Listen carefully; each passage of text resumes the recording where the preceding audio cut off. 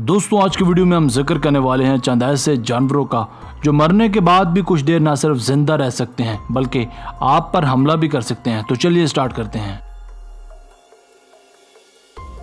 Number 5 Honey बीज। वैसे तो किसी भी जानदार को अगर 2 हिस्सों में काट दिया जाए तो वो मर जाता है। बज़ाहिरन ऐसी सूरत हाल शहद की मक्खियों के साथ भी होगी, मगर हैरत अंगेज तौर पर और अल्लाह की कुदरत से एक शहद की मक्खी मर जाने के बाद भी आपको डंग मारकर नुकसान पहुंचा सकती है। मगर यहाँ एक बात काबिल जिक्र है कि ये मरने के बाद खुद ब खुद आपके पास डंग मारने नहीं आती। अगर आप खुद इसके पास जाएंगे तो यकीनन ये आपको काट लेगी। इनका डंग मरने के कुछ देर बाद तक एक्टिव रहता है और ये बासानी इंतकामी कार्रवाई करते हुए जहर आपके जिस्म में मुंतकिल कर सकती हैं, जिससे ये साबित होता है कि मर जाने के बाद भी शहद की मक्खियों का कुछ हिस्सा काम करता रहता है।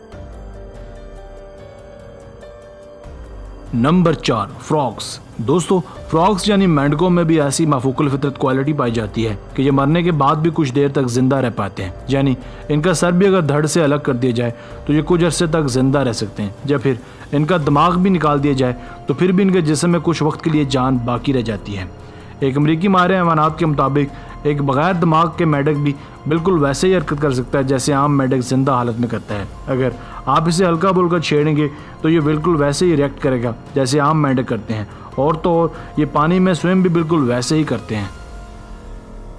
Number 3 cockroach. नाजरीन लालबेग का नाम इस लिस्ट में देखकर यकीनन आप चौंक गए होंगे, जहां हम आपको बताते चले कि ये अदना सा कीड़ा इतनी मजबूत जिसामत रखता है कि न्यूक्लियर रिएक्शन भी इसे कोई नुकसान नहीं पहुंचा सकता। मजीद बरा ये बिना सर और टांगों के 1 हफ्ते तक जिंदा रह सकते हैं। ऐसा इसलिए है क्योंकि कॉकरोच में ओपन सर्कुलेटरी सिस्टम होता है, जिससे कॉकरोच में ब्लड का प्रेशर नहीं बनता। सर या पाँव कट जाने की सूरत में इनका जख्म खुद ब खुद बाहर निकल आना शुरू हो जाता है और ये बाकायदा सर्वाइव करते रहते हैं, क्योंकि इनकी बॉडी में इंसानी जिस्म के बरअक्स स्प्रैकल्स यानी छोटे छोटे सुराख पाए जाते हैं जिनसे ये सांस लेते हैं। यही वजह है कि जिस्म के कुछ हिस्से कट जाने के बावजूद भी किसी न किसी तरह सांस लेते रहते हैं।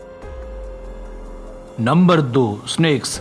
जब भी हम सांपों के बारे में सुनते या सोचते हैं तो उसी वक्त हमारे अंदर एक खौफ की सनसनी दौड़ जाती है। इसे सामने आते ही लोग मारने के लिए दौड़ते हैं। ज़्यादातर लोग इसका सर कुचलने या काटने का मशवरा देते हैं। सांप के सर के अंदर ही एक जहर की थैली भी होती है जो उसके दांतों के साथ अटैच होती है।